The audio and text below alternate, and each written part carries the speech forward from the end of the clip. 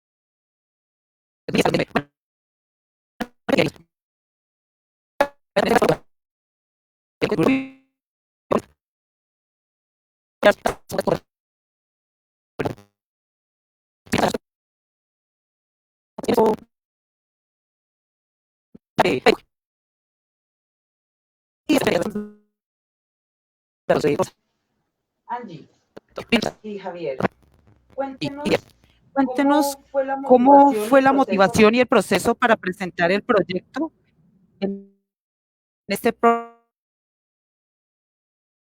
próximo.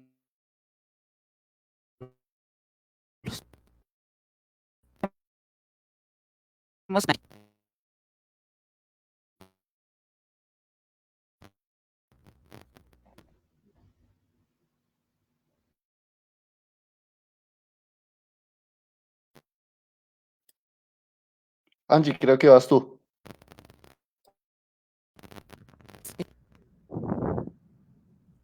Eh, eh,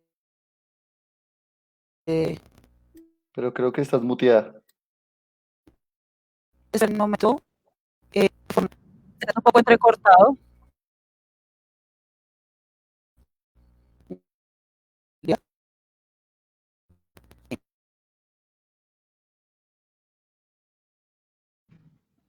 Buenas tardes, ¿mejor? ¿Ya se escucha mejor? No notamos de más qué está pasando.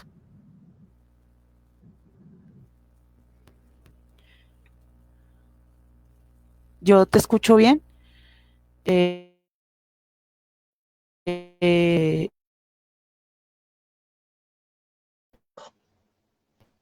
Se escucha ¿escucha? entrecortado. Angie y Javier, creo que también te están escuchando entrecortado. ¿Me confirman si es así? Sí. Todavía me he entrecortado, pero a ti te escucho perfecto. Sí, yo también. Sabía que lo escucho entrecortado. Ya regálame un momentico. Entonces pedimos un poquito de ¿Ya se escucha tiempo mejor? ¿Ya se escucha nuestro mejor? tipo. Sí, ya un poco. Mientras arreglamos estos aspectos técnicos, ya continuamos. Intenta salir y entrar otra vez. A ver, de pronto. Si quieren, voy como respondiendo a la pregunta para... Sí, por favor, Angie. Bueno, la pregunta era la motivación principal y el desarrollo de este proyecto. Correcto. Mi proyecto se titula Enseñanza Musical Táctil, ritmo. Tengo problemas auditivos desde que era muy joven y la experiencia que he tenido de la música y del sonido siempre ha sido muy diferente a la normal, digamos, a la promedio. Todos escuchamos de manera diferente y todos percibimos de manera diferente, pero digamos que la mía es tangencialmente diferente. Y al entrar a la universidad a estudiar música, pues me enfrenté con esta realidad, ¿no? De intentar rendir igual que mis compañeros, intentar adaptarme, intentar hacer ejercicios, tocar en grupo, que pues para una persona con problemas auditivos es un poco complicado. Y en ese proceso, desde el 2016, empecé a buscar otras formas de vivir esa experiencia musical, sonora, a partir de otras percepciones. Y empecé a explorar con el tacto, con la vista, y me di cuenta que el tacto era un gran sentido para percibir el sonido, para utilizarlo como experiencia artística y también como experiencia pedagógica. Entonces desde ahí empecé a trabajar en el tacto como un medio principal de enseñanza, y pues esa fue la primera como motivación de este proyecto. Ya trayéndolo a este portafolio de estímulos, pues yo ya venía investigando todas estas cosas, mi trabajo de grado estuvo relacionado con todo este tema, pero hubo cosas pues que no pude incluir o que no quise incluir en ese trabajo, y decidí condensarlas en este otro ensayo, que obviamente contiene otra información y otros ejercicios. La información principal de este ensayo es el tacto como medio de enseñanza principal, porque pues estamos acostumbrados a lo auditivo y a lo visual como medio de enseñanza. Luego hablo del ritmo, ¿por qué el ritmo? Esta característica pues del sonido, de la música, que está inmersa en todo lo que vivimos. Y al final hago una propuesta con 3 ejercicios muy básicos, muy sencillos, que mezclan el factor enseñanza musical como aplicado al ritmo específicamente. El desarrollo de este trabajo pues lo estuve planteando y experimentando con los estudiantes que tuve en el 2019 y en el año 2020 en un colegio privado que se llama Liceo Juan Ramón Jiménez, y en clases particulares. Yo enseño clases, pues doy clases de piano y de música en general. Y, y pues este texto ya es como contar un poco qué sirvió, qué no sirvió, y pues toda la investigación ya que tiene que sustentar el ensayo, ¿no? De manera ya argumental. Ese fue como un poco la motivación principal y el desarrollo de este trabajo.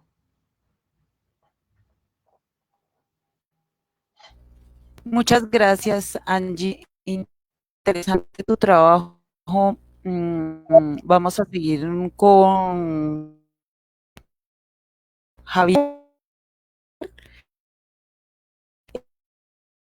El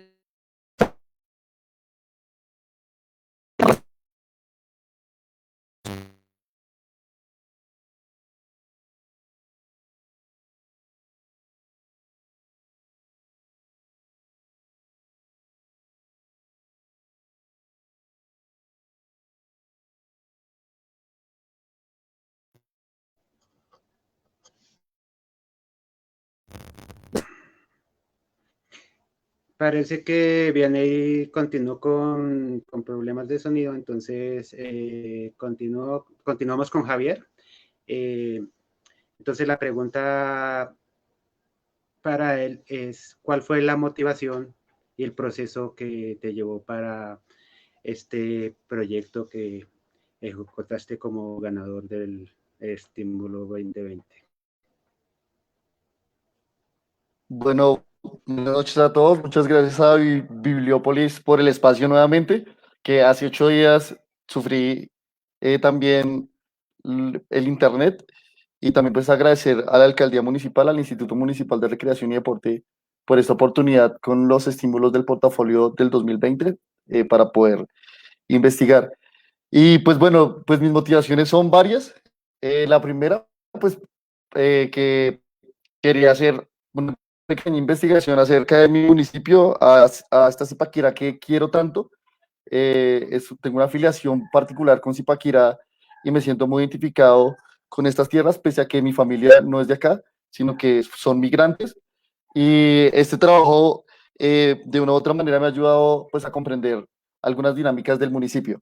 Entonces, eso en primer lugar, es decir, vincularme de alguna manera al municipio de Zipaquirá, porque desde hace muchos años, creo que salí del colegio, hace mucho tiempo no trabajaba nada del municipio, y casi siempre mi área de acción aún está por fuera de acá de Zipaquirá, en Chía o en Bogotá. Entonces esta fue una oportunidad para poderme vincular de una u otra manera al municipio y poder realizar, así sea, un pequeño aporte. Eso en primer lugar. Desde otros lugares, o sea, eso en términos de, digamos, de filiación emocional. Y por otra parte, pues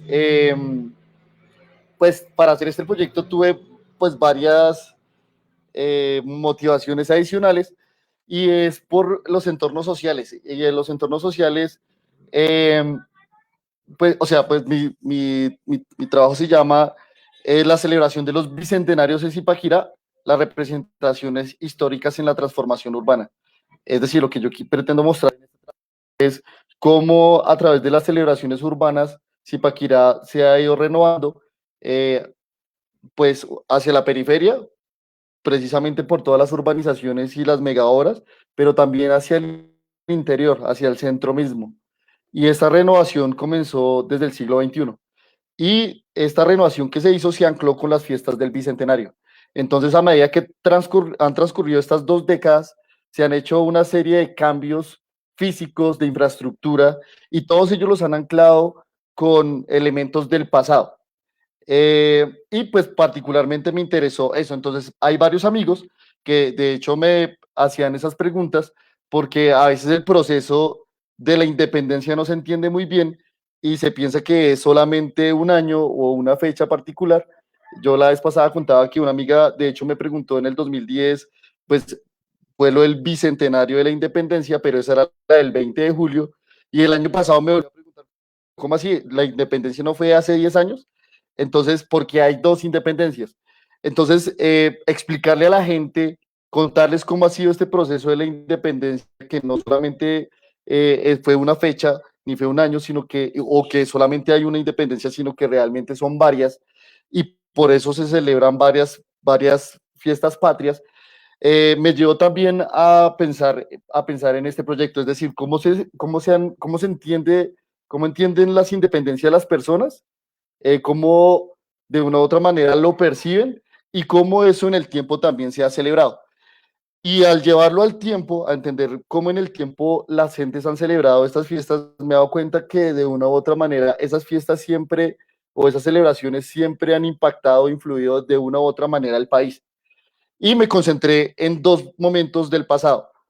Bueno, particularmente uno que fue el centenario, es decir, hace 100 años. En esas celebraciones y de hecho también estuve trabajando porque como les contaba la vez pasada me gané también un premio a nivel nacional y en ese premio nos dieron también unos estímulos para averiguar cosas sobre precisamente la independencia, el centenario o algo que tuviera que ver precisamente con la celebración del 7 de agosto.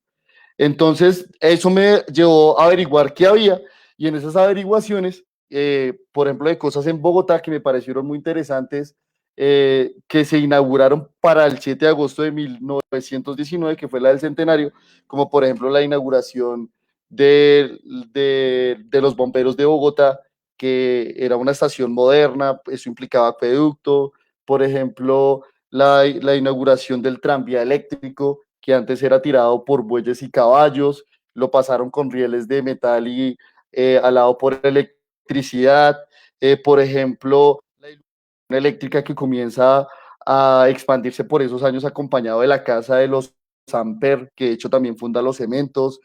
Comienzan a macadamizar las calles, es decir, a pavimentarlas por primera vez con materiales modernos. Por ejemplo, que haya volado el primer avión con el maestro Knox en Bogotá el 10 de agosto de 1919, dieron una idea de progreso y de modernidad. Y esa idea de progreso y modernidad fue utilizada por los políticos de esa época para anclarlo a un pasado y justificar ciertas acciones políticas del presente. Es decir, cómo unos logros de la infraestructura los sujeto a un pasado y ese pasado me legitima ciertas políticas del presente. Y dentro de esas investigaciones encontré cosas de Zipaquirá que me parecieron pues muy curiosas. Es decir, estaba averiguando otra cosa, pero resulté con temas zipaquireños. Entonces, por ejemplo, para el 7 de agosto de 1919, por ejemplo, cuentan que se inauguraron los arcos en cemento, pues el cemento era un material muy, muy reciente aquí en Colombia, de la antigua Catedral de Sal. Si uno sube pues, por la antigua entrada, uno ve que hay unos arquitos, y esos arquitos de cemento la construyeron para las fiestas centenarias de 1919. Por ejemplo, mencionan que hubo cine público, hubo desfiles con hermosas muchachas, desde esa época mencionaban a las bellas damas. Yo decía, por supuesto, las zipaquireñas siempre se han destacado por este aspecto, y así, y otras cosas. Por ejemplo, contaban discursos que daban los administradores de las salinas, Y entonces eso me llevó a interesarme y decir, a preguntarme por el presente. Entonces, como yo estaba en estas fiestas del centenario, del bicentenario, perdón, entre el 2010 y el 2019, también vi que se comenzó a seguir la misma lógica, es decir, de comenzar a hacer una renovación hacia, digamos, la modernidad del turismo, hacer unas renovaciones de la infraestructura, a modernizar de una u otra manera, pero a la vez que se hacía eso, se comienzan a anclar con cosas del pasado. Entonces, por ejemplo, casi todo lo que hay en el centro es una renovación urbana que se comienza a construir, pero que se comienza a anclar al pasado. Entonces, por ejemplo, en el 2003 se renueva la Plaza de los Comuneros con Ever Bustamante. Posteriormente se renueva el Teatro Bicentenario. Posteriormente se construye la Alameda de los Comuneros. Posteriormente se funda, bueno, el Parque de la Independencia. Luego se construye el Indio Tisquesusa.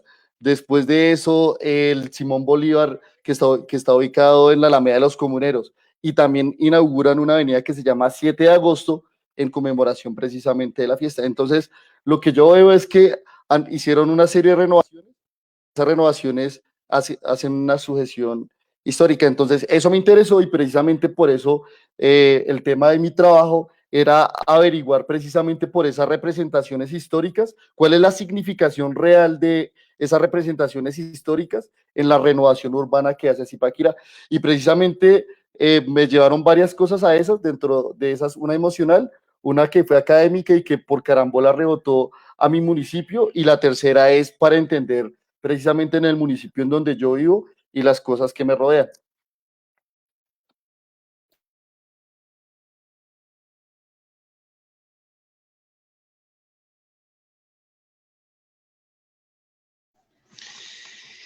Pues aparece este tema tan interesante. Por eso volvimos a invitar a Javier, porque como comentábamos, la semana pasada pues tuvo problemas con internet, no pudo hacer su intervención completa, pero entonces pues nos agrada que podamos escuchar qué es lo que nos trae con este proyecto. Angie, mi siguiente pregunta es, ¿por qué te inclinaste a participar en el área de literatura y cuál fue el reto elaborando este ensayo que hiciste?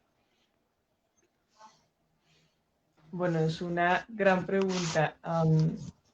Les comento un poco, yo soy músico de profesión. Bueno, primero cuando me topé con el portafolio de estímulos, leyendo la parte de música, siendo muy sincera, no había ninguno que me llamara la atención y al que quisiera postularme, pues porque me parece que estaban como mal planteados un poco. Y yo leí los demás y dije, bueno, de pronto para algún amigo o algo así, no leí para mí más porque pues solo soy músico, pero vi los de literatura y pues yo acabo de presentar mi tesis de grado, me fue muy bien en la parte de la escritura, tenía como información que quería publicar en algún otro medio para que pueda ser utilizada por la población en general. Entonces yo dije, bueno, tal vez puedo coger esta información que ya tengo, pues ya de una investigación previa, y condensarla en un texto para el portafolio. Es por eso que armé este proyecto y lo enfoqué solo en un aspecto, en el ritmo, para poder tener los ejercicios claros, la información clara y que pues el texto no fuera demasiado grande y demasiado extenso, y fuera útil en la población zipaquireña. Te comento un poco, el sábado pasado hicimos un conversatorio y se invitó profesores de primera infancia en la ciudad para que puedan ver estos ejercicios y los apliquen, no solo en la enseñanza musical, sino en la enseñanza en general, porque pues hay uno que es como una reinvención de un juego, otro que es con texturas, entonces yo sentía, o siento más bien, que todo este trabajo se puede llevar pues a la práctica pedagógica en diversos ambientes. Y pues contamos con la compañía de algunos profes, también estudiantes de pedagogía, personas muy interesadas en esta parte de enseñar. Me encantaría pues que en Zipaquirá pudiéramos incluir mucho más el juego, incluir mucho más la parte didáctica, darle mucha más importancia a la enseñanza musical en la primera infancia, en la primaria, en la secundaria, porque realmente siento que en educación en Zipaquirá estamos un poquito flojos y no le paramos muchas bolas a toda esta parte artística, como que se deja relegada un poco al centro cultural, pero pienso yo que deberían estar trabajando de la mano estos docentes, como la educación escolar y el centro cultural, que pues ya es más específico, no debería dejársele como toda la cara al centro cultural. Entonces, por eso pensé que este proyecto podía servir para la comunidad zipaquireña en general y pues para todo aquel que lo quiera leer. Por eso fue que me lancé como a este estímulo en literatura siendo un músico, ¿no? Eh, el reto más importante o lo que a mí más me cuesta a la hora de escribir es la parte de condensar información. Siento que tengo muchas ideas en la cabeza y me suelen quedar párrafos muy cargados de información, muy densos. Entonces siempre necesito como la ayuda de alguien, que alguien lo lea y me diga, oye, aquí hay mucha información, divídelo en 2, 3 párrafos porque está muy condensado. Creo que eso es como mi mayor dificultad a la hora de escribir, que como que condenso mucha información en muy poco espacio, pues se torna un poquito denso de leer. Pero pues fue un gusto, me lo disfruté muchísimo. El texto la verdad me gustó mucho y pues sí hemos estado como hablando con profes, con amigos míos músicos que también van a implementar un poco esta propuesta o ya la están implementando y eso a mí me alegra muchísimo.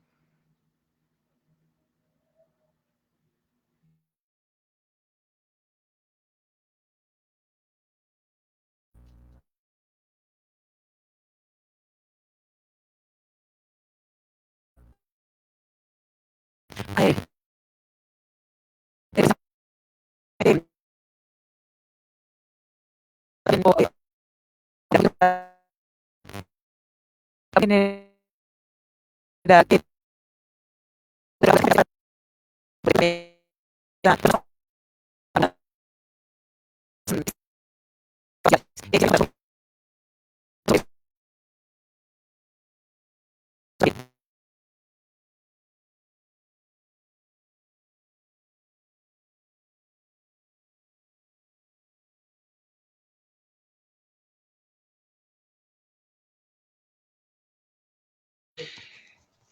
Eh, no, pues la pregunta que hacía bien ahí para Angie es que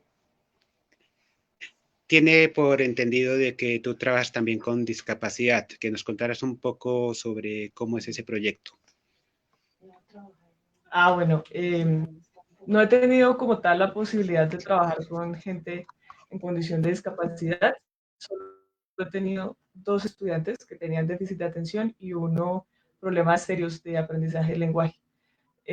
Pero este trabajo y todo lo que estoy como ideando de enseñanza táctil está pensada para la comunidad en general.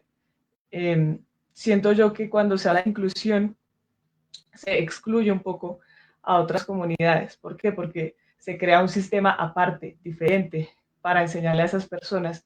Y eso crea separación. Uno tiene que separar a la gente que escucha promedio, a la gente que no escucha, a la gente que ve promedio, a la gente que no ve, para poderles enseñar. Entonces, todo este trabajo está pensado y planteado para que se pueda trabajar con personas que tienen ceguera, con personas que tienen discapacidad auditiva, con personas que tienen discapacidades cognitivas, problemas de aprendizaje, algunos síndromes, porque el tacto es un medio que funciona muy bien para todos estos, pues como poblaciones, grupos poblacionales. Entonces realmente este trabajo está pensado para que se pueda trabajar de manera unificada con la población sin tener que diferenciar a las personas por sus capacidades cognitivas y físicas. Eh, yo pues tengo problemas auditivos y sé pues que funciona muy bien con personas que tienen problemas auditivos. He hablado con amigos que trabajan con personas que tienen ceguera y también me han comentado pues la importancia del tacto en el trabajo con estas personas. También he investigado pues con personas que tienen diferentes síndromes, también es súper importante el tacto para ellos y pues recordar que el sistema áptico es el primero que desarrollamos desde que estamos en la etapa fetal y es básico para la supervivencia. O sea, nadie puede vivir, es muy difícil sobrevivir más bien si uno tiene problemas en el sentido áptico, mientras que si uno tiene problemas visuales o auditivos, pues puede sobrevivir y puede adaptarse. Por eso, pues la primacía de este sentido en toda la propuesta, obviamente sin excluir eh, lo auditivo y lo visual, pero enfocando todo el sistema de enseñanza a lo táctico. Entonces, por eso este trabajo puede aplicarse con diferentes grupos poblacionales, pensando como un sistema común que funcione para todos ellos sin exclusiones de ningún tipo.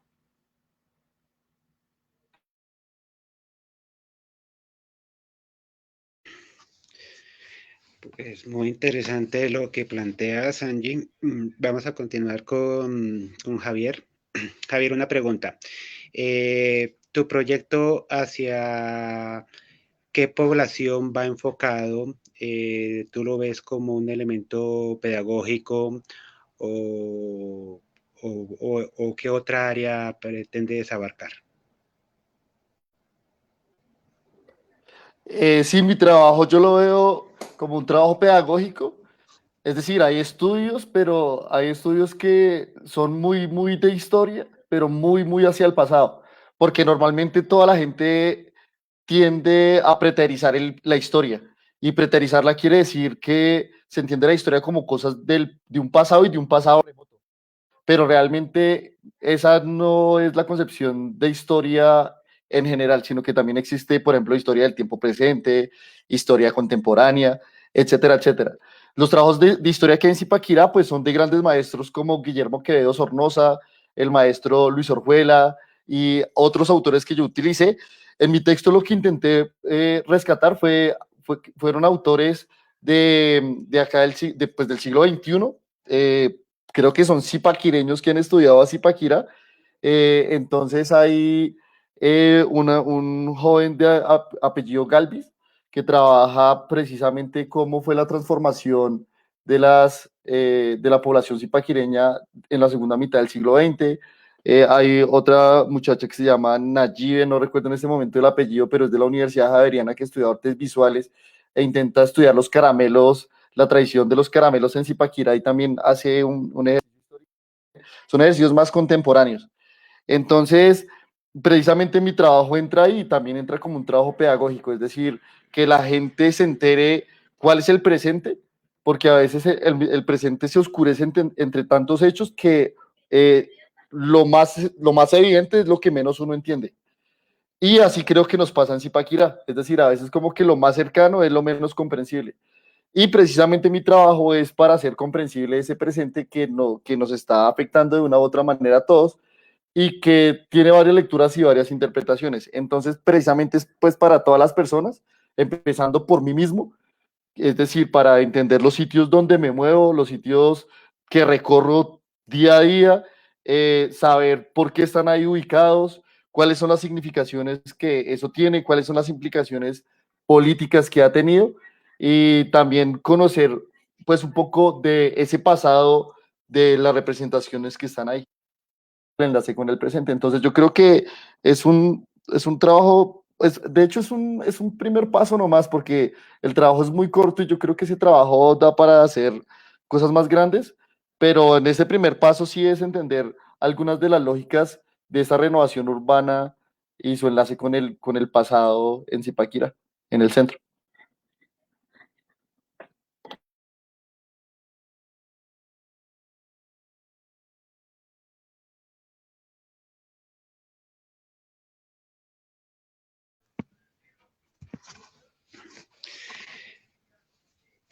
Angie, una pregunta para ti. ¿Cómo crees tú que tu obra, tu trabajo, podría llegar a abarcar más población? Bueno, es una gran pregunta. Am, más población. Los procesos de difusión realmente son complicados, ¿no? Porque tenemos un mar de información y desinformación en Internet. Entonces, llegar a más gente y que mucha más gente pueda investigar sobre el mismo tema y producir otros caminos es difícil. Eh, digamos que acá estaría cubierta o sea, digamos que desde mi punto de vista y lo que más me interesa es la parte pedagógica, pero hay un camino artístico enorme en lo que podría ser la relación tacto-música, tacto lo sonoro. También hay una relación corporal que podría llevarse a cabo como por artistas escénicos, ya sea de teatro, ya sea de danzas. Eh, y pienso que todos esos caminos pues abrirían la población objetivo de la relación tacto-sonido muchísimo.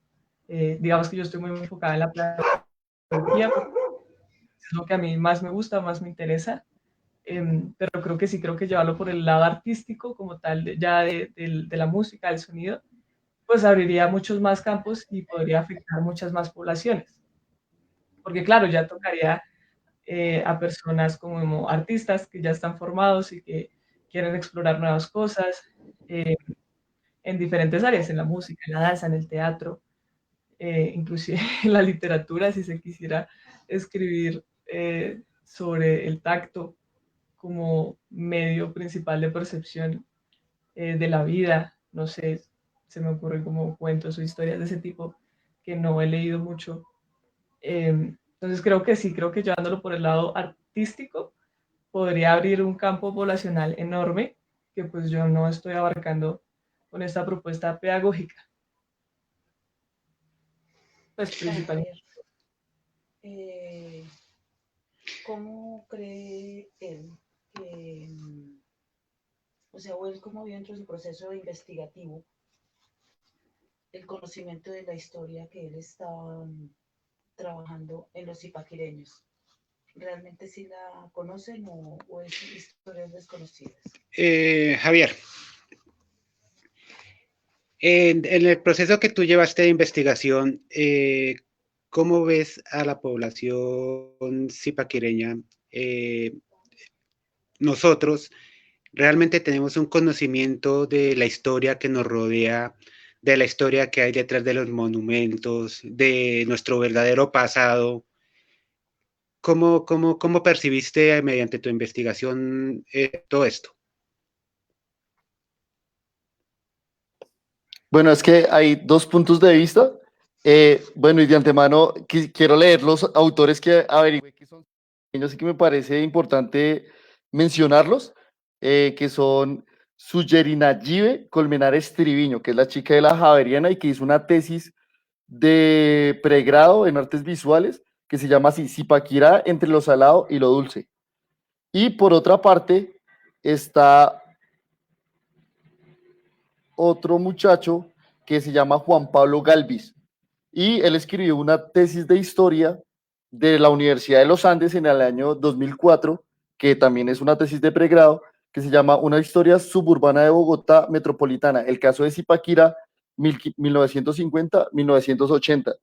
Entonces, digamos que pues quería hacer memoria de estos nombres porque sí me parece importante rescatar que son pues jóvenes, pese que a uno lo hizo en el 2004 y la otra lo hizo en el 2013, pero son jóvenes que también hacen esfuerzos por investigar historias zipaquireña y que no son lo que digo, estos grandes capos de la historia, Guillermo Quevedo, Sornosa y Luis Orjuela, sino que son pues muchachos acá, creo que el municipio y que pues también le han metido desde o sea, desde sus carreras, piensan también cómo enlazan a Zipaquirá. Entonces yo lo veo desde dos puntos, es decir, hay una parte académica, hay otra parte que digamos que sería la gente del común, por llamarlo de esa manera, y hay una parte que es digamos, del turismo en ese sentido.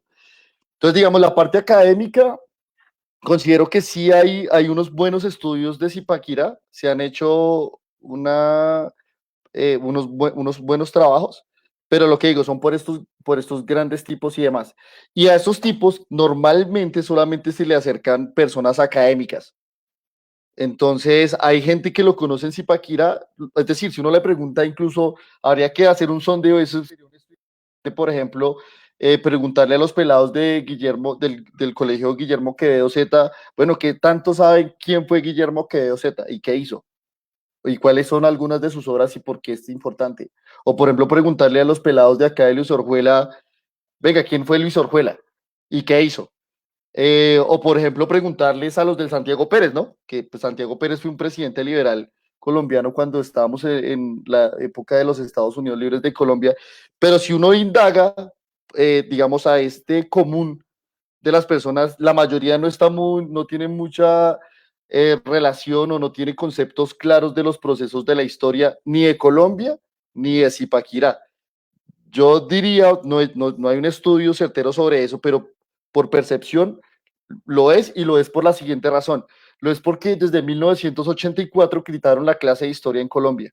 No hay clase de historia. Desde 1984 lo que se hizo fue hacer una asociación de las humanidades y los metieron como en una especie de melcocha en algo que se llama ciencias sociales. Y en esas ciencias sociales se tiene que ver una hora de historia, una hora de geografía, una hora de democracia y una hora de cátedra para la paz. Es decir, si tú miras el conocimiento histórico del mundo, se tiene que reducir a una hora. Y habría que ver cuántas horas al mes y al semestre y al año un muchacho realmente está recibiendo de historia y qué contenido se está recibiendo y de todo ese contenido, qué contenido realmente recibe de historia de Colombia y qué conocimiento tienen esos profesores de la historia de Colombia. Y, o sea, qué conocimientos tiene, cuáles son sus fuentes y de dónde lo beben.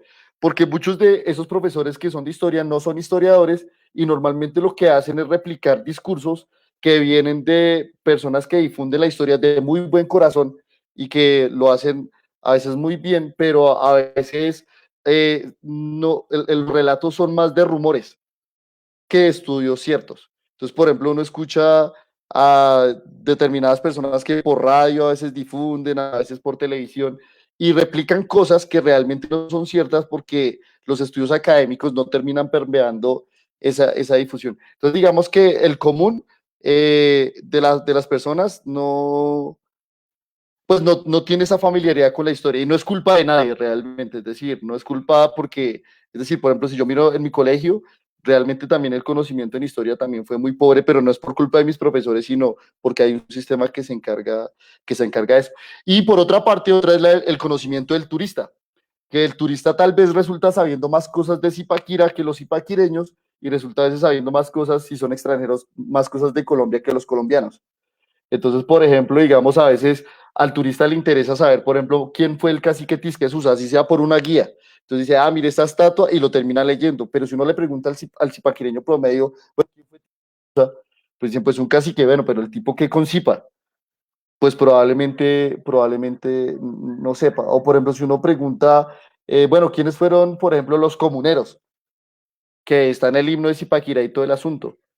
Entonces, a veces tal vez ese conocimiento no llega y el turista sí lo tiene, pero el turista lo tiene es por un conocimiento de manual que se ha construido y que eso también tiene unos determinados fines y pues unas determinadas perspectivas según el turismo y no tanto según la historia.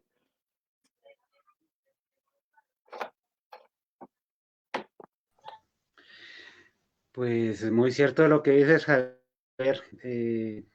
Pues yo recuerdo mi primaria y los años de bachillerato y es muy cierto lo que dices. Eh, en realidad yo creo que es un porcentaje se da sobre historia de Colombia. Bueno, mientras vemos si hay preguntas del público, continuamos con una pregunta para ambos.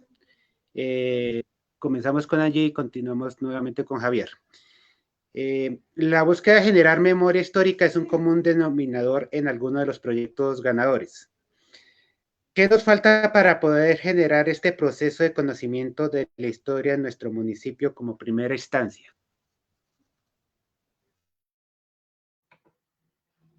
Bueno, creo que esta pregunta no está tan relacionada con mi proyecto, pero hablando un poco desde mi perspectiva, la historia siempre depende de quién la cuente y cómo la cuente.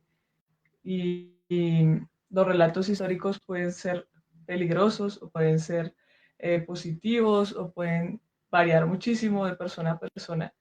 Eh, Creo que lo más importante, no solo en la historia, sino en la educación en general, es crear personas críticas, personas que no coman cuento, personas que no se crean lo que ven en los libros, ni en la televisión, ni lo que dice tal persona.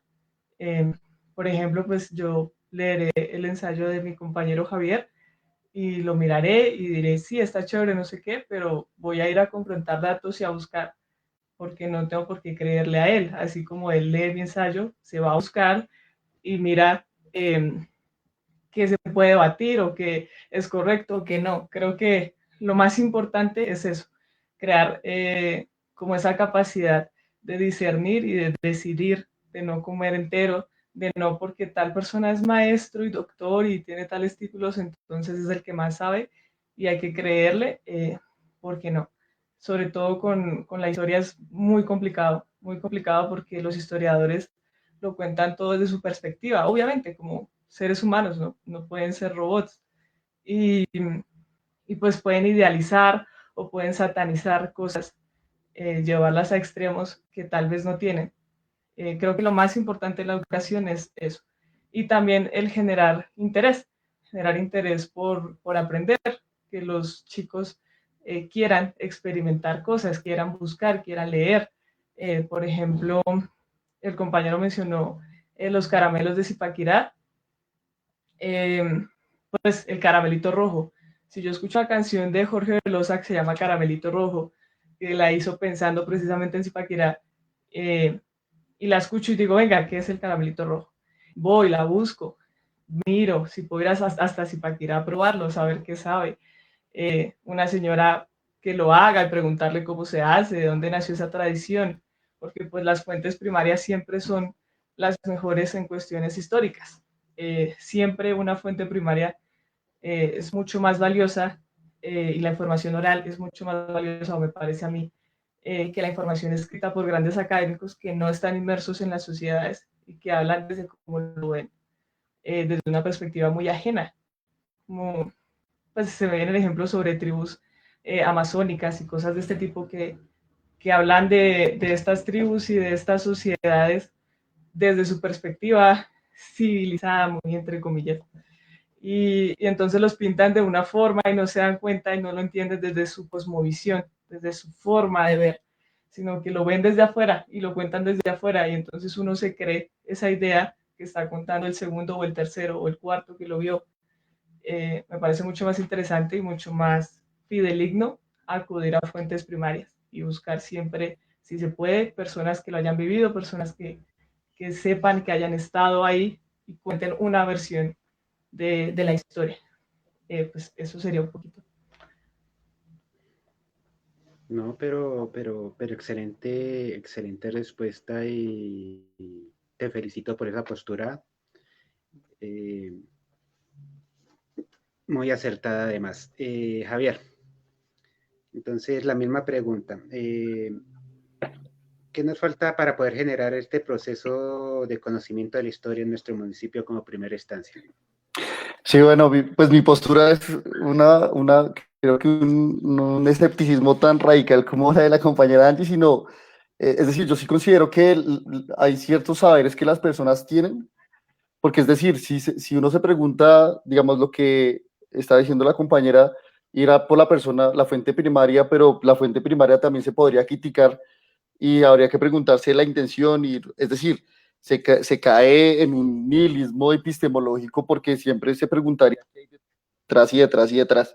Lo que yo considero sí es que hay formas de acercarse a las personas, y a las personas, acercarse a las cosas, acercarse al saber, acercarse al mundo.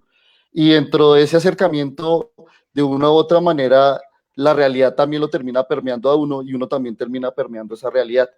Entonces, de una u otra manera, sí hay ciertas certezas en las cosas que lo dicen, es decir, independientemente que, digamos, aunque los historiadores pareciera que fueran ingenuos, como lo dice la compañera Angie, que lo cuentan según su versión.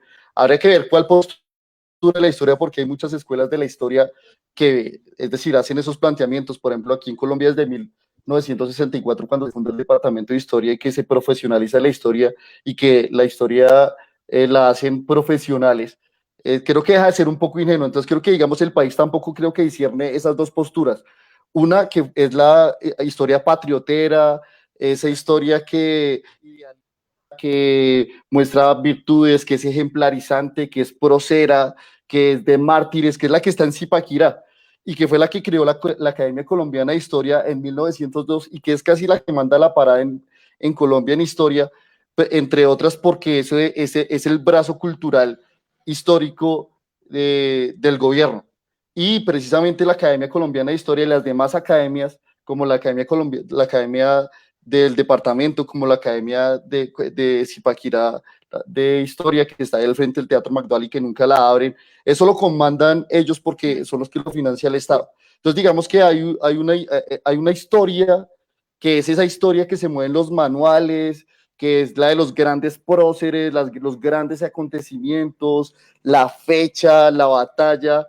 Esa es una historia y que normalmente no la hacen historiadores profesionales. Y por eso a veces pecan de ingenuidad. Y esa es la que se mueve mucho en Zipaquirá.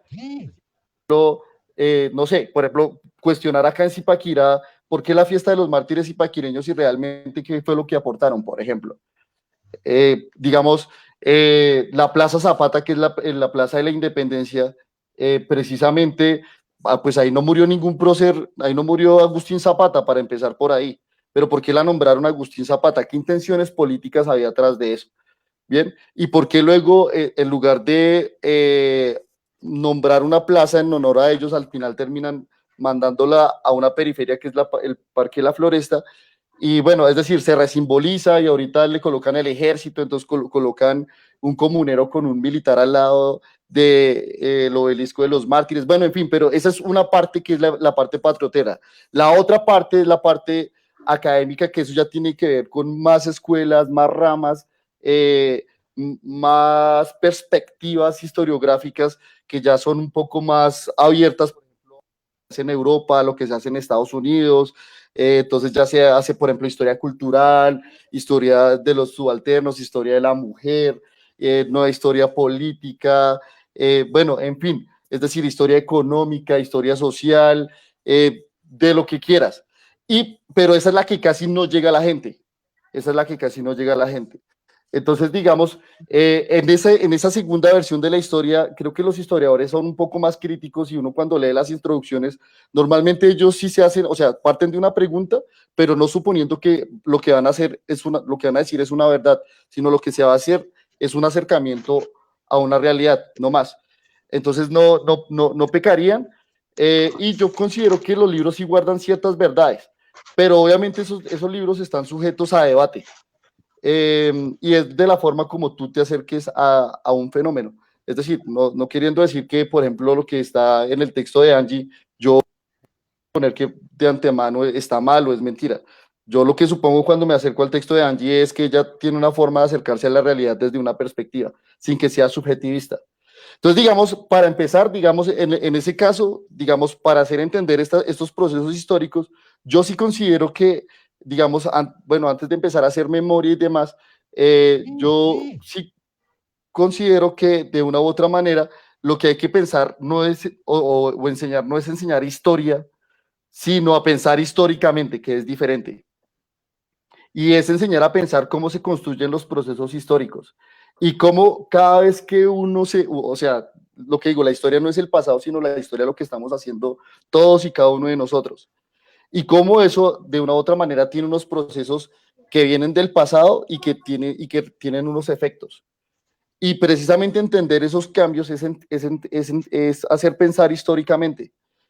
Y precisamente eso es un debate, por ejemplo, debe enseñar y cómo se debe enseñar, por ejemplo, en estas clases de historia. Y porque normalmente la memoria está sujeta precisamente a ese pensar histórico. Y ese pensar histórico está sujeto pues también a maneras como tú lo quieras hacer. Por ejemplo, yo quiero pensar históricamente guardando todos los boletines de mi colegio desde que empecé hasta que terminé.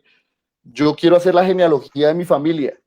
Quiero saber quién es mi abuelo, mi bisabuelo, mi tatarabuelo, quiero saber quién es mi chosno. Eso es pensar también históricamente.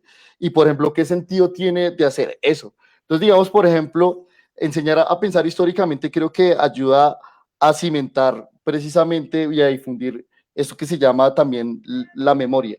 Y que no necesariamente tiene que estar en manos de académicos, no necesariamente tiene que estar en manos de historiadores, sino que las personas lo pueden hacer. Habrá otras personas que se interesen por temas de interés común y pues bueno, más gente lo leerá. Digamos, para empezar, yo creo que enseñar a pensar históricamente es fundamental. Que está por fuera. No, pues muy interesante también tu postura. En un futuro, pues podríamos en un conversatorio ampliar todo este tema tan interesante. Porque la verdad hay mucho de qué hablar sobre esto. Angie, la música que hace la banda sonora en nuestra vida, ¿cómo crees que se debería desenfocar como objeto comercial y llevarla a esa riqueza artística y de vida que tanto llena las vidas humanas? Una pregunta bien poética. Creo que en la música, como escuchas, tenemos dos posiciones principales. ¿Somos escuchas pasivos o somos escuchas activos?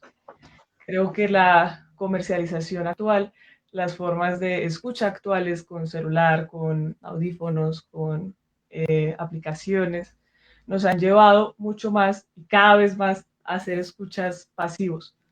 Nosotros todo el tiempo ponemos música para ir a viajar, para ir al trabajo.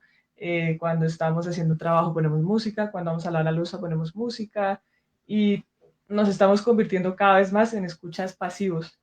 Eh, digamos que en la costumbre de los vinilos antigua se podía apreciar muchísimo más el hecho de escuchar música porque era mucho más complicado. O sea, imagínate, cada vez que tú escuchas ese vinilo, lo estás desgastando y lo estás dañando.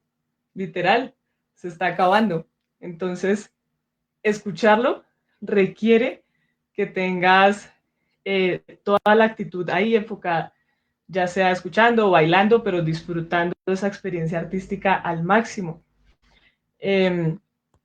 Y pues ahora con el CD, con el reproductor, pues lo que hacemos es escuchar una y otra vez la misma canción, una y otra vez todo el tiempo. Creo que esa escucha pasiva está afectando muchísimo la experiencia musical en todos sus ámbitos, desde los conciertos hasta los CDs, hasta la industria. Y creo que esa escucha pasiva también nos lleva a escuchar cualquier cosa, a que no nos interese mucho el artista, no nos interese mucho el género, suena igual a otra canción, pero me da igual porque pues, la otra canción me gusta, entonces termino escuchando 10 canciones que suenan casi igual, que tienen la misma forma y que solo cambia el cantante o la voz principal o la letra. Y, y creo que lo que tenemos que hacer o lo que tenemos que incentivar es la escucha activa en la población, que la gente haga tertulias solo para escuchar música, que yo pongo mi canción favorita, el siguiente pone su canción favorita, hablamos del tema, decimos, ay, mire, acá la letra dice tal cosa y está relacionado de esta forma con la instrumentación, o escuché tal grupo andino, tiene tales instrumentos y funcionan de tal forma.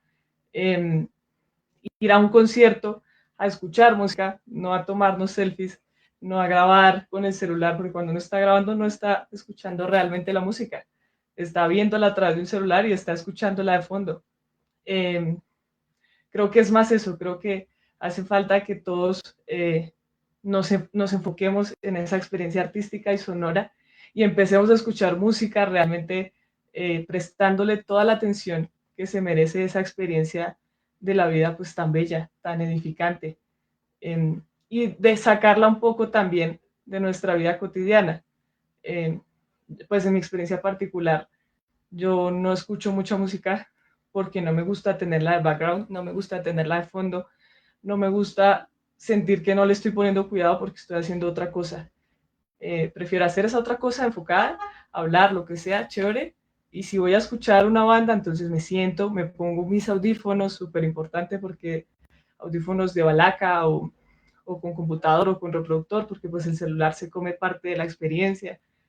Y digo, bueno, voy a escuchar esto y me siento a escucharlo de manera completamente concentrada y activa. Eh, si podemos enfocar eso mucho más en la juventud y en las personas que pues lo ven es como su fondo, obviamente la experiencia musical se vería fortalecida y empezaríamos a ser mucho más exigentes con la música que escuchamos, con la música que consumimos, porque empezamos a ver qué es lo interesante, qué no es interesante, qué me gusta, qué no me gusta, y entonces nos volvemos mucho más críticos y vamos a escuchar otras cosas. No va a estar toda la industria centrada en un ritmo que me funciona a fondo o que me funciona para bailar, sino que se ampliaría la perspectiva. Porque claro, si yo me siento a escuchar algo o a leer algo, eh, voy a intentar que ese algo que con lo que me voy a acercar me ofrezca algo diferente, me ofrezca algo nuevo. Y entonces voy a explorar. Tenemos un universo musical en nuestras manos y terminamos escuchando los mismos 10 artistas porque los estamos usando de fondo. Entonces, no usar tanto la música de fondo y empezar a escuchar de manera activa y así empezar a conocer y a descubrir nuevas músicas y empezar a enamorarnos de otros géneros, de otros artistas, de otras propuestas que hay súper interesantes de manera independiente y que se merecen también más apoyo de parte del público.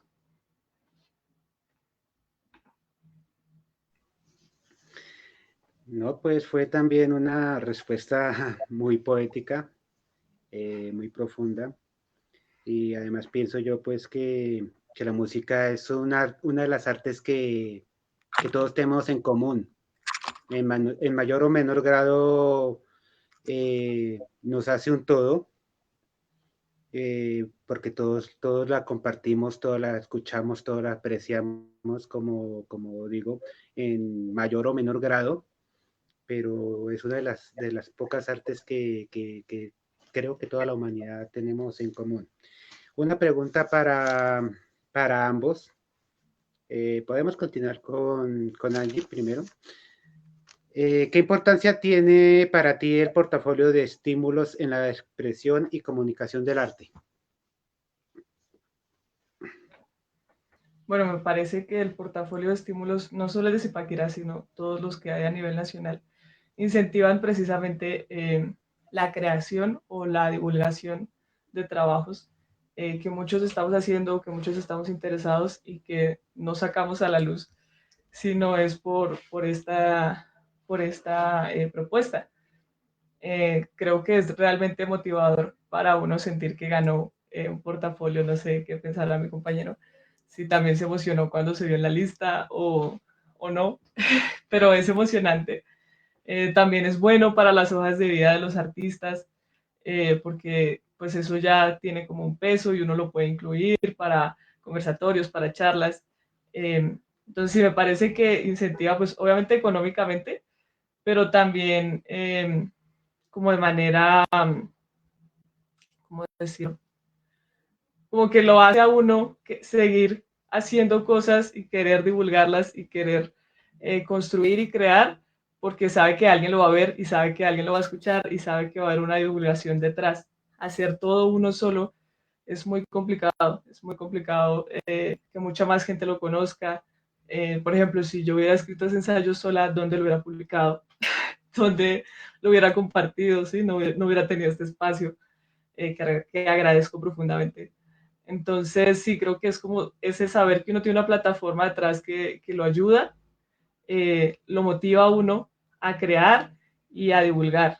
Entonces, creo que es importantísimo y ojalá pues se siga organizando todos los años y cada vez mejor para todos los artistas en general y pues zipaquireños.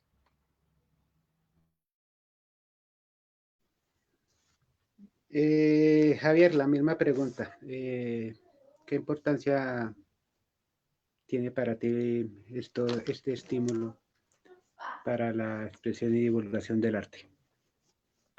No, pues, no, pues yo también me emocioné cuando vi, pues porque lo que decía la vez pasada, pues a mí me gusta competir, la verdad, o sea, y me gusta competir porque me ayuda a mantener cierto nivel académico, es decir, mostrar que no estoy en la cola ni nada, sino que estoy también ahí a la vanguardia.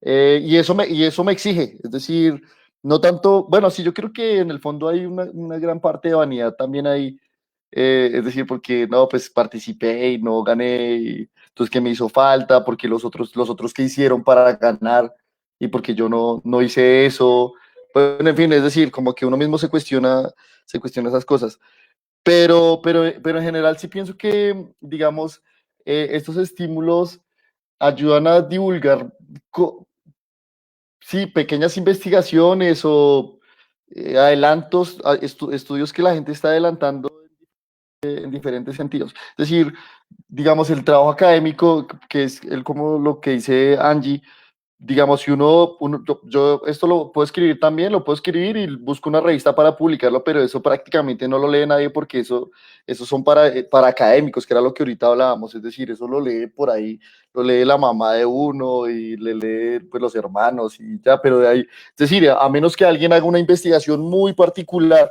por ejemplo, de Zipa.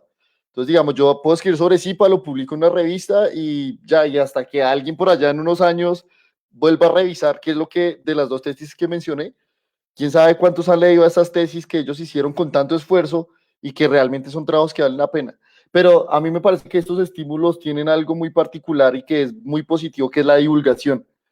Es decir, que de una u otra manera tú tienes una plataforma que hace que, por ejemplo, nomás esto, que nos estemos conociendo personas que yo no conocía y que son muy valiosas, otras perspectivas y que esas perspectivas le aportan a uno. Por ejemplo, digamos, para empezar, Bibliópolis, yo nunca lo había escuchado para empezar por ahí y ahora sí conozco este espacio, conozco lo que hacen, muy interesante. Es decir, esto me ayudó a acercarme a otras personas, me ayudó a acercarme a otros espacios, me ayuda también a escuchar a otras personas, que es muy, muy importante. Por ejemplo, eso no te lo ayuda a hacer un artículo académico. Un artículo académico te cierra la banda porque tú te encierras, haces lo tuyo, vas y lo publicas y hasta ahí quedó. A menos que busques como una conferencia por allá y que haya gente interesada, pero no, y siento que, digamos, que esto que hace el municipio es muy importante porque de una u otra manera esto le intenta llegar a las personas del municipio,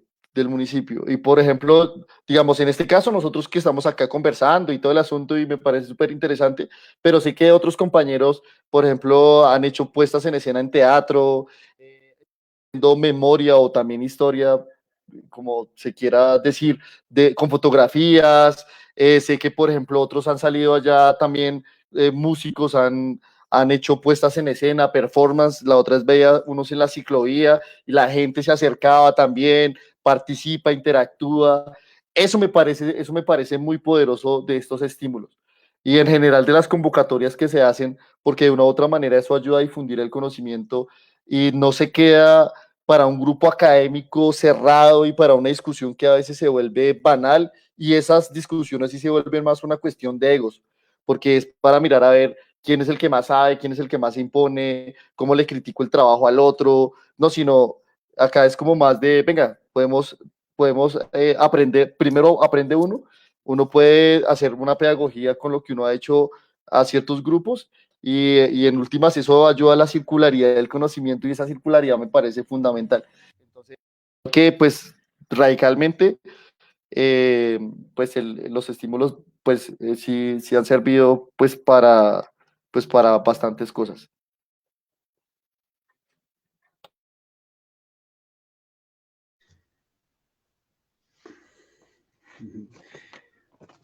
Pues, pues esas pequeñas anécdotas que nos cuentan también, pues, son muy valiosas.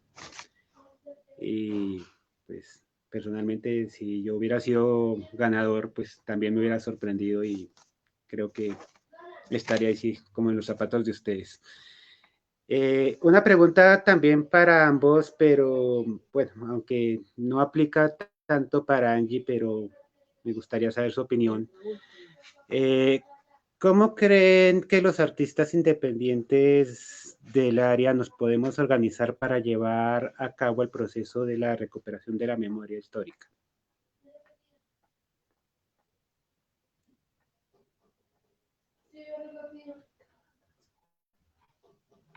¿Respondo yo primero o el compañero Javier? Tú, Angie. Si me dejan de segundas, puedo pensarla mejor. Ok, entonces, Entonces, Javier. dale voy yo primero. Vale. No, o sea, yo lo que pienso es que, bueno, es que en general, bueno, no sé,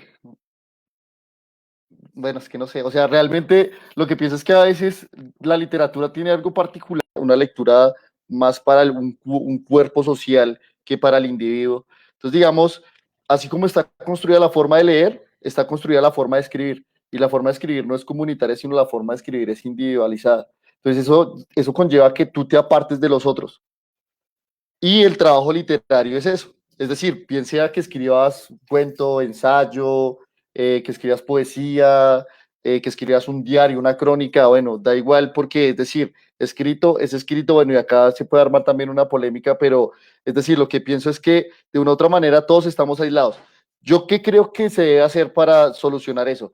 Primero, primero conocernos, ese es el primer paso. Por ejemplo, a mí estos espacios me parecen súper bien precisamente por eso, es decir, porque uno conoce a otra gente que está haciendo, sea la que sea, lo que digo, ensayo, cuento, hasta lo que te digo, hasta mi vecina puede escribir un diario y está haciendo literatura también ahí. Entonces, digamos, por ejemplo, esas experiencias de cómo escribes, de lo que tú estás haciendo son enriquecedoras para el gremio. Y eso fortalece precisamente los lazos de precisamente las personas que están escribiendo. A partir de ese conocimiento de tanto de las personas como de los trabajos que se hacen, lo que yo considero es que se pueden armar gremios y esos gremios se pueden organizar para hacer trabajos conjuntos que tiendan a hacer unos planes y que sigan unos objetivos determinados. Y no que todo el mundo vaya como una isla haciendo cosas por aparte. Entonces, digamos, eso de la memoria, o sea, para empezar, o sea, cualquier persona lo puede hacer, o sea, no necesitas ganarte nada, todo mundo con sus archivos, con lo que quiera puede hacer memoria. Y una memoria histórica, lo que te digo, o sea, puede ser historia común o historia individual. Pero es decir, yo, por ejemplo, con mis propios archivos, yo también estoy haciendo una memoria histórica ahí. Ahora, ¿qué tipo de memoria histórica nos referimos? Si a una colectiva, entonces para esa historia colectiva se requiere también de una colectividad y se requiere de un plan y de unos objetivos. Y para eso se requiere que haya un gremio y un trabajo mancomunado de las personas. Entonces, yo considero que ese es el primer paso y ya después de eso se crean objetivos de divulgación, trabajos de base de cómo tú los llevas, por ejemplo, a los niños, cómo los llevas a los jóvenes, cómo los llevas a los adultos, por ejemplo. Eso, pero ya es un problema, digamos, al final sería un problema de difusión. Pero digamos, aquí en Zipaquirá lo que veo que pasa es que sí falta construir y asociarnos un poco más, creería yo.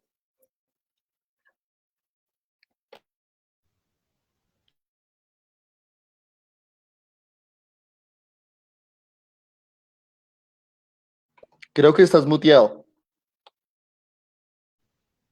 Bueno, perdón. Bueno, sí. Esta última parte de tu respuesta, pues me da para hacer una corrección que dije, pues que esta parte no aplica para Angie tanto, pero sí, ella también está haciendo historia. Este proceso que nos está mostrando, que nos va a mostrar cuando salga publicado su ensayo, de cómo se pueden además fusionar las artes, eso es hacer historia. Entonces, pues, eh, doy mi corrección y pues pido un poco disculpas. Angie, entonces, vuelvo y planteo la pregunta.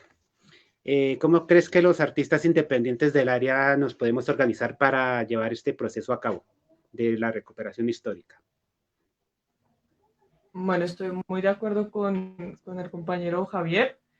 Hay que crear tejidos como, como en todo. O sea, la colectividad requiere un tejido y requiere acuerdos y requiere metas en común, requiere una misión, una visión que vayan enfocados como a un mismo tema.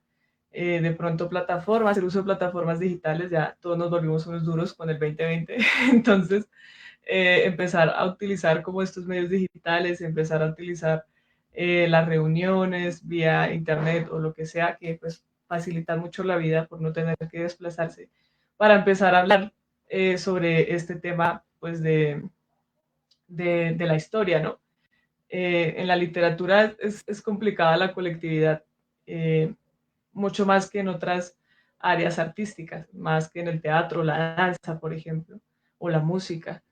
Eh, entonces me parece que tendría que ser más como un tejido social entre personas dedicadas a la literatura que quieran enfocarse en ese ámbito.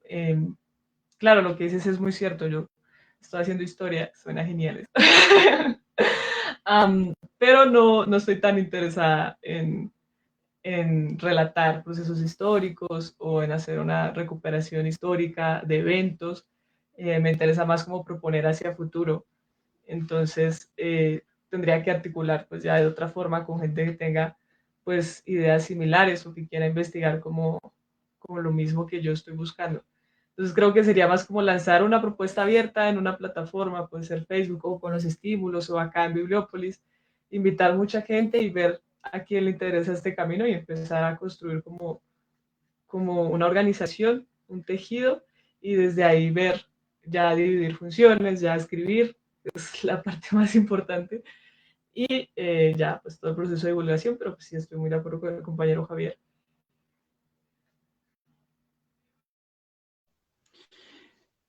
Eh, pues me parece muy interesante eso y sobre todo pues cómo un músico viene aquí a demostrarnos cómo se pueden fusionar las artes.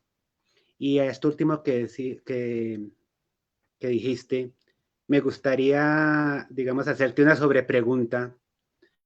¿Cómo harías tú para invitar a los otros artistas a fusionarse, a experimentar, a crear ese tejido? Eh, ¿Artistas de todas las ramas o solo la literatura? Solo el área de literatura. No, es que se ve que es posible en todas las áreas. Tú nos has demostrado esas cosas. Mira, te desenvuelves bien hablando sobre historia, en la literatura, en la música. Pues eso creo que es posible en todas las artes. Entonces, pues, ¿cómo harías tú para invitar a todos los artistas a teatro, plásticas, danza, literatura, fotografía? Entonces, en sí, extiende esa invitación. Es una pregunta súper interesante. En la universidad, en la Facultad de Artes ASAP, estamos 4 artes, ¿no? Artes escénicas, teatrales, artes danzarias, artes plásticas y artes musicales. Y se trabaja varios proyectos de manera interdisciplinar. Y una propuesta que me tocó hacer era como cómo conjugar todas esas artes en un evento, en una gran comunión de todas. Y a mí lo que se me ocurrió en su momento fue hacer un festival. La idea de este festival era organizarlo primero 2, 3 personas, un nichito chiquitico, y ya teniendo la idea del festival más o menos armada, empezar a invitar gente. ¿Por qué? Porque yo siento que cuando se invita gente sin un fin claro, sin una meta, la gente no se motiva, no llega, no va, no asiste. En cambio, si uno dice, vamos a hacer el festival tal, en tales fechas, ¿quieres participar? Ya la gente empieza a llegar. Obviamente hay que crear como los diálogos y que puedan proponer. Y un festival es una manera de unir realmente todas las áreas. Se puede hacer, o sea, se pueden hacer conciertos, se pueden hacer charlas, se pueden hacer clases de danza, se pueden hacer presentaciones de teatro. Entonces creo que la mejor manera que podríamos hacer, o si ya queremos meternos en todo esto, sería creando un festival o un gran evento y así motivar a la gente, porque es muy difícil motivar a las personas si no hay una meta o un fin o un evento. Es muy difícil que alguien camine si no hay algo así.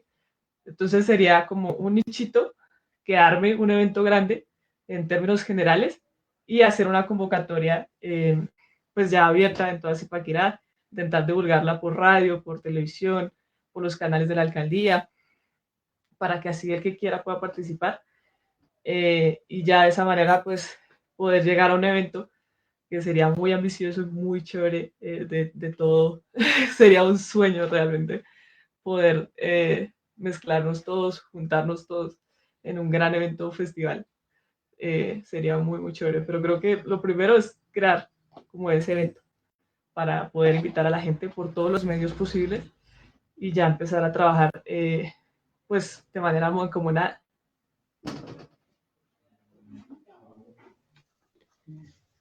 Javier, ¿tú piensas, tú qué piensas al respecto? ¿Cómo harías? ¿Cómo harías una No, invitación? yo inmediatamente me acordé de la corriente del simbolismo a finales del siglo XIX, que fue la corriente literaria que más combinó artes, combinó poesía, combinó música y combinó pintura.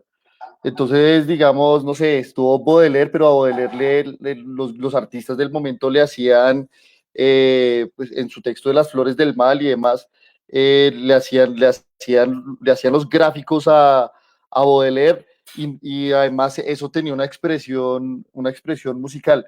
Es decir, la idea de la compañera Angie me parece buena porque es súper práctica y creo que de una u otra manera todas las artes se retroalimentan, sino que pienso que también la forma como está concebido el conocimiento también es especializado y ya, pero ya lo que tiene que ver con o no me importa o no me interesa o no lo sé. Pero digamos, por ejemplo, si ha habido corrientes en la literatura que nos muestran que sí es posible. Y yo creo que se pueden trabajar, digamos así, por un evento como dice Angie, o se puede trabajar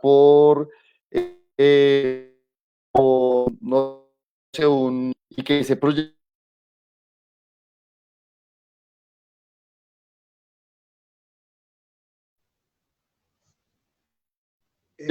Javier, se te cortó el sonido.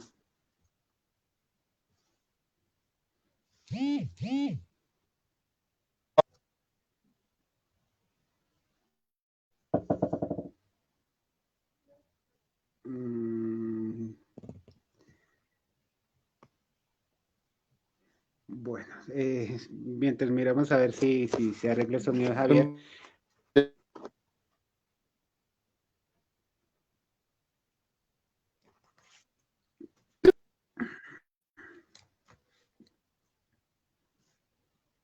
No, no se te escucha entrecortado, no, la última parte no se entendió. Bueno, voy a intentar, no sé. Parece que ya se arregló. ¿Ya? Sí, ya. Ah, bueno, listo. No, lo que decía simplemente es que si se puede trabajar, como dice la compañera Angie, mediante un gran evento y que ese evento reúna a varios grupos o se puede, es por proyectos.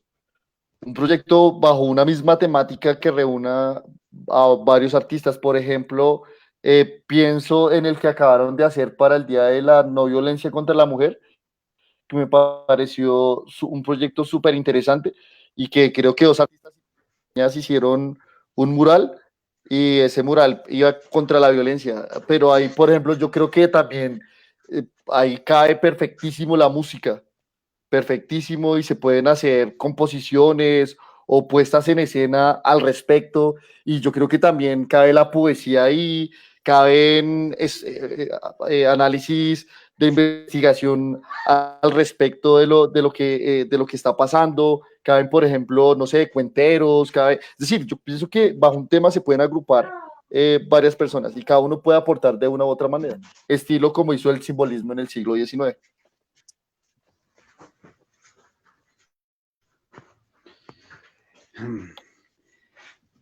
pues la verdad sería interesante ver o participar en un evento así. Tengo una última pregunta para Angie, ya por tiempo, pues es una pregunta breve. Angie, ¿cómo implementarías tú la música en la literatura?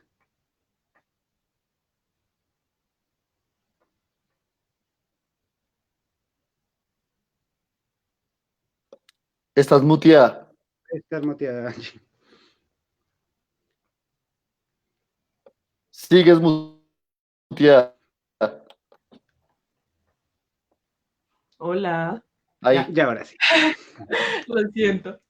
La música siento que ha estado muy relacionada a la literatura pues desde el comienzo. Igual, si hablamos de ritmo, en la literatura estamos hablando de música, si estamos hablando de entonación en la lectura de un poema, estamos hablando de música. Creo que hay obras como Andrés Caicedo, por ejemplo, que lo que hacía era poner como canciones de referencia que uno podía ir escuchando mientras leía, que es una manera muy interesante de ampliar la experiencia literaria. Pero pues es que están estrechamente relacionadas ya de por sí las composiciones musicales. Tienen muchísimo de literatura, muchísimo de poesía, pues dependiendo del género, guardando distancias.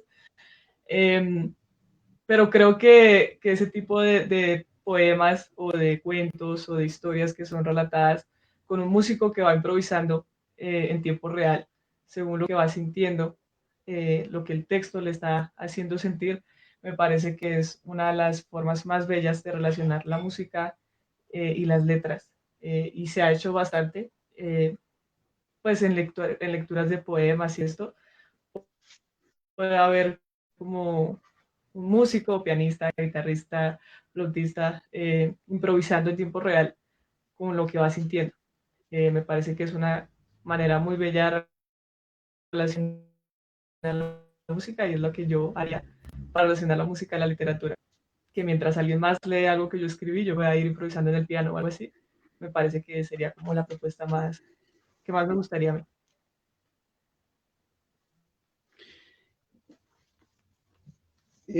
Bueno, Angie, y una invitación a cómo podríamos acceder a esto de la enseñanza musical táctil, Ah, bueno, a claro los que que estén sí. interesados. Cuéntame. Para los que estemos interesados. Y para los que Bueno, no, para que se interesen. para que vayan y miren igual. Estos Sí, claro. textos se van a publicar en la página de la alcaldía de Zipaquirá. Yo estaré pues compartiendo por mis redes sociales el link para que puedan ingresar y leer el ensayo. También tengo la tesis de la universidad que está desarrollada en un tema similar a esto de la propuesta táctil de enseñanza musical, aunque trabaja otros aspectos. Esa también la pueden encontrar en Google. Ya está cerca de ser publicada por la Universidad Distrital. Se llama Propuesta Musical Complementaria Táctil. Ahí la pueden encontrar. Y el ensayo lo van a publicar en la página del instituto, entonces ahí lo pueden buscar en los ganadores de portafolios de estímulos de 2020 de literatura. Supongo que estará organizado. Entonces los dos que somos ensayo, pues estarán al lado del ensayo y podrán acceder. El mío ensayo, por favor, si lo practican, me cuenten. Me pueden contactar para lo que quieran. Claro, con mucho gusto estaremos. Javier, tu trabajo también por el mismo medio lo podemos encontrar. Y si hay algún trabajo alterno que pudiéramos también acceder, pues, si nos regalar la invitación. Sí, yo, como ya lo dijo Angie, en la página del instituto, pues ahí va a estar el ensayo para que lo leamos y lo debatamos, como lo decía Angie. Y yo creo que, no sé, tal vez por redes sociales también, No sé si Bibliópolis también de pronto lo quiera vincular por la página para que, o sea, para que tenga circulación. Y trabajos alternos, ahorita estoy terminando mi maestría y esa maestría yo no la, que fue, o sea, yo no la hice sobre Zipaquirá, sino que la hice sobre Bogotá pues, en términos medios, hace 100 años, en 1919. Entonces, de pronto, por ese lado, pues también dejar varias obras de la historia de Zipaquirá, eh, y con los links de algunas que se pueden encontrar. Entonces, para que también, pues porque es que realmente el ensayo es muy, muy corto. Lo que digo, eso es simplemente un abrebocas. Casi que uno está planteando decía, o por lo menos en mi caso estoy planteando ideas, para que se dé paso a investigaciones más amplias. Pero sin embargo, ahí dejo en la bibliografía textos que ya se han trabajado en la historia de Zipaquirá y pues que nos ayudan a comprender a nuestro municipio y también ayudan de una u otra manera a entendernos como zipaquireños. Pues bueno, los estaremos buscando en la página, en conjunto con los participantes ganadores del área de literatura, los cuales nos acompañaron la semana pasada. Pues vamos a estar atentos a cuando salgan publicados. Bueno, pues no me queda más que darles más sinceras felicitaciones a y Catherine Belandia. De parte de quería de todo corazón, pero muchas de las preguntas que se le hicieron, les manda tan felicitación y un abrazo enorme, y que pues ojalá próximamente puedan acompañarnos en un espacio dedicados a cada uno. Si ustedes desean, aquí en Bibliópolis. Y pues no me queda más, pues si tienen algo que agregar, eh, pues bienvenidos sean. No, pues yo solamente quisiera dar las gracias primero a Javier y a Vianey por la invitación, agradecer a Bibliópolis nuevamente por el espacio que nos abre, y cedernos la palabra para escucharnos entre todos y que pues el conocimiento circule. También agradecer a la alcaldía de Zipaquirá, al Instituto Municipal de Recreación, Cultura y Deporte también por incentivar y promover la investigación, la escritura, las artes en general. Y pues sobre todo agradecer este espacio que nos han brindado en esta noche, y a Angie pues por acompañarnos también, muy interesante también el trabajo que ella hace. Bueno, a mí también me gustaría agradecer a Bibliópolis, a todos los encargados, porque pues son varias personas aquí trabajando. Muchísimas gracias por el espacio. Gracias a todas las personas que nos acompañaron en el en vivo, que estuvieron ahí escuchándonos, que estuvieron ahí viéndonos.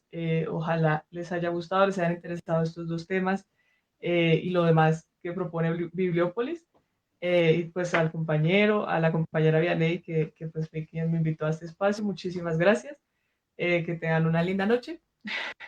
Cualquier cosa a la orden. Bueno, entonces es todo por el día de hoy, esta noche. Pues agradecimientos al público que nos acompañó. Mi nombre es Mario Javier Rincón y esto fue La Palabra Empeñada. Y no olviden seguirnos en nuestras redes. Muy buena noche.